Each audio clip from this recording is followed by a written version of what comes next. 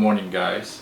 So today, pasensya na kayo, it's been a long time na hindi ko nakapost ng video kasi um, it's except for the pandemic, I changed my career. So and also I have kids.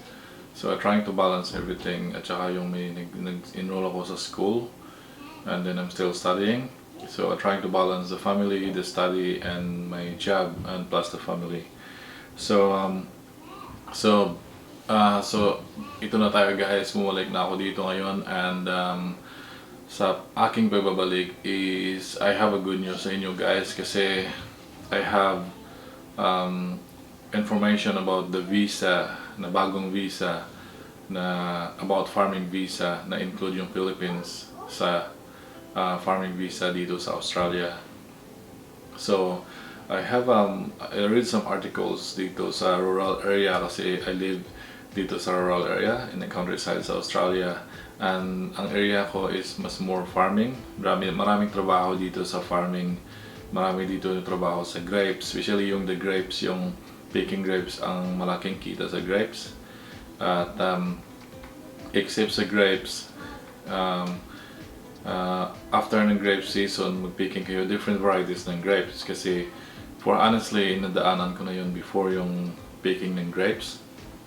At hindi siya mabigat na trabaho guys kasi dito sa Australia, people here is more in health and safety. The government is more health and safety. So hindi kayo talaga mag-worry about like you're hurting your back na masakit ganito yung lifting or mahirap kasi dito kasi fina-follow talaga yung mga employer kung paano yung proper procedure at tinuturuan kayo kung ano yung tamang proseso at procedure na hindi kayo masasaktan. So picking grapes is easy lang talaga dito kasi nadaanan ko yun dati. There's a lot of different varieties ng grapes. So especially like summertime here dito sa Australia, the grape season is I think it's like different. It could be more than 5 varieties ng grapes. So pipicking kayo niyan tapos yung income. I'll post a video for more about like the income sa grapes kasi mas mahabang kwentuhan about sa income ng grapes. After the grapes, after ng season ng grapes, meron doon yung orange.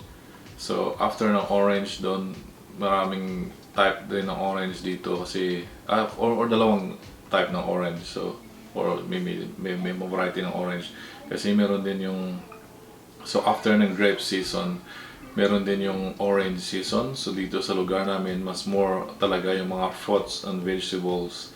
So after ng grape season, meron ditong orange. So mag-picking kayo ng orange. So mga variety naman ng orange sa mandarin at saka yung normal na oranges. So hindi siya mabigat na trabaho guys, pero pag hindi ka mapili sa trabaho at tiyaga lang talaga, easy ka lang makakuha ng pera dito kasi yung picking naman ng let's say sa grapes, yung picking ng grapes is yung box nila is parang ganito lang kalaki at saka ganito yung length and width. So hindi grabe, tapos ganito yung siguro yung pupunuin nyo lang. So hindi talaga mahirap. At saka i-separate nyo lang yung mga big ones at saka yung mga small ones, different box, and both big ones, like some big varieties ng grapes is sa kabilang box. Meron kayong mga trolley isa-isa na parang may wheels yun siya na nagpo-push na kayo forward sa mga every vines. Ito yung tawag yung mga kahoy ng grapes. So let's say pick lang kayo dyan tapos itanggalin nyo lang yung mga dumi sa grapes tapos ilagay nyo yan siya kung saan siya na-belong sa big ones or the small ones. At tapos after mo mapuno, so continue nyo lang, i-drop nyo lang siya sa floor, sa ground dyan sa under ng vines. And tapos yun naka-line up na lang siya from the start ng row mo kasi yung grapes is like in a row na parang sugarcane field mo siya kung sa amin sa Pilipinas or like corn fields na in a row siya na maraming siyang row na grapes. So pagkita ko siya yung mga picture about sa mga vines dito sa mga grapes kasi Australia is more in winery. So marami siyang part talaga ng picking ng grapes. So yung picking na yan, i-drop nyo lang sa ground.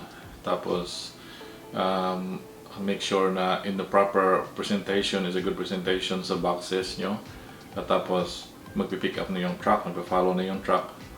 Maybe after every few hours, may truck tour dyan na magpipick up ng mga boxes. So lalagyan mo lang yun ng mga palatandaan yung mga boxes mo, mga stickers or ano yung mga label na ilagay dyan o barcode, kasi binibilang yan siya. At tapos yan yung parang pay mo, kasi yung pay dito sa grapes is for every boxes, yung pay ng grapes. And then so minsan magsa-start kayo ng let's say 7 in the morning. So 7 in the morning, maliwanag na yan siya, parang nagsa-start pa lang ng sunrise. So hanggang, it depende kasi sa kung kailan gusto ng supervisor nyo matapos, kasi minsan meron silang mga quota na for let's say today they need some like let's say 200 or 300 or 500 boxes for that day. So kung meron kayong mga group ng friends na nagpipicking kayo dyan sa group ng vines dyan, so let's say you're gonna start from 7 and then break time in the middle sa lunch time, and then maybe go home like maybe 2 o'clock, 3 o'clock or 5 if you want more, or if they need more. The more you stay, the more you're picking, the more money. Kasi parang i-multiply na siya yung boxes mo eh. Tapos madali na siya pag mabilis ka. Sa una matagal, pero pag tumagal, bibilis ka rin. And the more boxes, the more money. So yun yung sa grapes area, guys. So yun yung good news dito yun, kasi Australia is open na sa Philippines about farming job dito sa Australia. Ikwento ko lang about sa jobs ng grapes area, and then you know, some other fruits or vegetables, para at least may idea kayo na kung ano yung farming job at mahirap or hindi, or kakayanin nyo or hindi, or kung ano sa palagay nyo, kasi baka hindi pa kayo, sa mga hindi pa nakapunta dito, sa mga wala pang knowledge about sa farming, baka iniisip nyo farming job, baka yung trabaho sa tulad sa Pilipinas na yung sa tubuhan sa amin, o kung sa mga rice, pero wala dito yung ganyan, kasi dito mas more sila machine, at tapos hindi talaga mahirap yung trabaho dito, at sipag at syaga lang talaga dito na wake up early in the morning, not really early in the morning, but you know, get up and just keep going. And hindi naman mahirap ang trabaho dito, kasi may break time kayo, like 2 breaks in one day. At yun, balik tayo sa grape picking. Ang grape picking is yan yung pinakamalaking income dito compare sa other fruits and vegetables. Kaya every season ng picking grapes, nagkukuha yung Australia from other country na pupunta dito as a backpacking. And then even na hindi pa sila nag-invite, yung mga taga-Europe, alam nila yung ganyang visa. So alam nila na ganitong month pupunta sila dito. So kaya tinatawag nila namin dito yung mga backpackers, kasi people from Europe, from UK, you know, lahat ng mga part ng Europe na mga countries doon pupunta dito. At saka sa Asia naman, meron sila mas more in Singaporeans, Hong Kong, and China. So lahat yung mga passport, na mga strong passport galing from major countries, easy lang makapunta dito, kasi at tapos alam nila na yung season ng grapes is more money, so doon sila time na pupunta, yung season ng grapes at saka yung season ng oranges. And yeah, so yun. And then ang good news nandito, kasi part ng Philippines, kasi meron akong article na nabasa dito sa amin, dito sa lugar namin, at also pinupush nila yan sa government. At now yung kahit nakita mo yan sa government website ng visa immigration website, nakita mo dyan na it's on the process na this year gagawin nila yung visa na yan. So it could be September this year, anytime, you know, like it's really on the process na. So it's not gonna be say no, because kailangan nilang dito ng mga tao.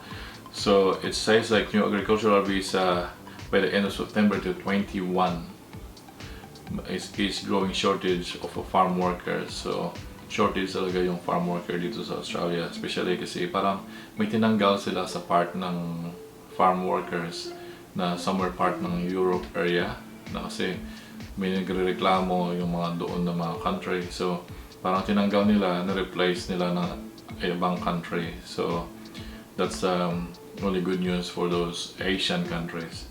And also it's worse during the COVID time kasi yung marami nang umalis tapos hindi nakabalik, and then some changes, and then a visa will be made available to the citizen of the UK. So some part of the UK is still okay to come here, and then some of the 10 Asian countries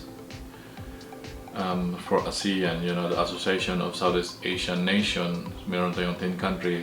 It includes Brunei, Cambodia, include Indonesia, Laos, Malaysia, Myanmar, and Philippines, Singapore, Thailand, and Vietnam. So, ang maganda lang sa visa na yan, guys, kasi na-include tayo sa visa ng Australia, at saka it's very rare talaga, hindi talaga nangyayari yan kasi wala talagang working visa or like a working holiday visa dito sa Australia unless you're a skilled visa. So makikita nyo sa other video ko na meron mga skilled visa. Kung skilled visa ka lang talaga, kung meron kang kasanayan sa ganyang trabaho, na experience or qualification sa ganyang trabaho na yung nasa list. Pero pag wala doon, so mas mahirap. So hindi mahirap yung trabaho sa farm, as na-explain ko kanina about sa grapes area. It's very easy lang. Sipag at syaga lang talaga, like morning. Same as a normal, like a worker. You wake up early and then finish like maybe after lunch, or maybe more if they extend your hours to like after lunch to 5 o'clock or 2 or 3. And then easy lang kasi hindi naman ganito kahirap. And after kasi tapos yung visa na yan is the farming visa is up to 3 years yung sinasabi. So pwede ka mag-stay up to 3 years. And the only good thing sa visa na yan is parang multiple style siya na pwede ka umuwi ng bansa mo, umuwi ng Pilipinas, and then come back again, if you want to visit your family, and then balik agad sa Australia.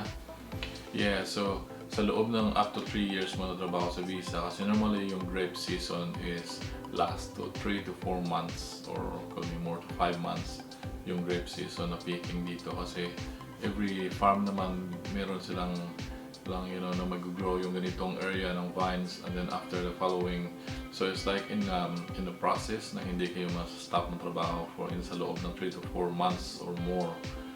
But after that, hindi naman natatapos yung grape season na yan. Meron naman yung after dyan, mag-maintenance kayo sa farm. So after ng grape season, meron siya yung tawag na pulling out na trabaho dun sa farm. So parang wala talaga, hindi kayo sabi na nag-stop kayo, matingga kayo, wala kayong pera. But may trabaho dun na yung pulling out, kasi maraming process dun sa farm. So after ng picking, magde-dry na yung mga leaves, magpo-fall na, and then pull nyo lahat ng mga leaves doon, at saka yung mga kunting sanga. So after ng season ng grapes, meron ng picking ng grapes, meron naman siyang pulling out. So yung trabaho naman ng pulling out is yung pupulling lahat ng mga leaves at saka yung mga stems doon, na mga excess stems doon sa grapes. And then so that's another different pay. And then after that, there's another different job and different pay for tinatawag nyo na pruning. So yung vines is kakat nyo lang yun. So meron kayong mga parang scissors na for pruning talaga na scissors, na strong scissors yun siya, na parang i-clean up nyo sa yung mga sanga ng mga grapes ng every vines. So lahat yun. So every row na naman kayo, lahat ng yung team nyo magtrabaho doon, at saka different pay, different kind of job naman siya. And then after that, so meron naman siyang rolling on sa grapes. So yung tinatawag na i-roll nyo, so clean na yung lahat, i-roll niya siya sa vines. So parang wire niya doon hanggang magro-roll lang siya hanggang all maganda talaga tingnan yung grapes pag after na clean up na yun siya. So parang hindi kayo matitenga guys, or hindi kayo magsa-stop ng work kasi income nyo continuous pa rin kasi after ng grapes, you know, yung na-explain ko sa inyo na process na different kind of job and different pay naman siya. And then after that, pag after ng season ng grapes, then there's another season ng picking ng orange. So yung orange na naman, so yung let's say yung may-ari ng farm nyo, mag-hire na naman siya about sa picking ng oranges kung interested kayo, or kaya lumipat kayo na ibang farm kasi pwede naman kayo lumipat ng farm, or kaya may mga friends kayo o makikilala kayo ng bagong makikilala, magkukuha sila ng tao, yung mga contractors, tapos magtrabaho kayo doon sa orange. Yung picking naman sa orange kasi easy lang naman yung trabaho ng orange dito kasi yung orange dito is ganito kalalaki, hindi siya maliit. Tapos yung mga mandarins na naman, ibang klaseng picking na naman yan siya. So yung pick ka lang, yung parang big bin na naman siya na pupunuin. So another job, another pay, different pay na naman siya. And then meron naman so trabaho sa mandarins. So let's say ibang trabaho na naman yung mandarins. So another different kind of picking na naman siya. Parang I think I heard like you need to use scissors or like a small knife, and then iput mo yun sa mga boxes na naman. So a different kind of job na naman again. And then marami ditong trabaho sa farm guys. So except for dito sa state ko, marami din trabaho doon sa other state at mas more pa nga yung like let's say Queensland, they have a rural area, so your visa is valid anywhere in Australia. So meron din doon yung mga farming, mas more sila doon farming doon sa Queensland kasi mas malaking area doon sila. At meron sila mga bananas, mango, lahat ng makikita mo mga fruits dito sa supermarket is normally came from Queensland kasi mas doon yung tinatawag nila na more farming job doon na area. So mas maraming pupunta doon for job kung wala na masyadong job sa other area like dito sa amin, lumilipat yung mga tao nagtrabaho sa farm. So hindi naman masasabi na magpahinga kayo, yung masasad kayo kasi walang income sa ganitong month. Kasi kung gusto mo talagang walang continuous yung trabaho mo na walang stop, proceed ka lang sa different kind of job kasi it's non-stop talaga guys, at it's more money siya kumpara sa mga nag-office or yung mga light na job. So yan yung visa na i-share ko sa inyo guys. So yung good news ko na sinasabi about sa farming visa, yung Philippines is include to this kind of visa. So sa mga Pilipino dyan or sa mga taga-Pilipinas, watch out guys, and subscribe to this channel for more updates kasi pag lumabas na yung updates ng visa na yan, I will post another video sa ganyang visa para updated kayo at saka may ideas kayo kung ano yung mga dinagdag at saka ano yung mga requirements, kung ano yung mga process dyan sa farming visa. So just don't forget to subscribe to this channel para hindi kayo mahuli, at kasi baka malay natin yung visa na yan may mga limit lang na they going to approve for like how many hundreds of visa applicants only. So please guys, subscribe to the channel for more updates, and I will inform you and update you sa kung ano yung mga process at saka yung mga news about that visa. So thanks very much guys, and we'll see you next time.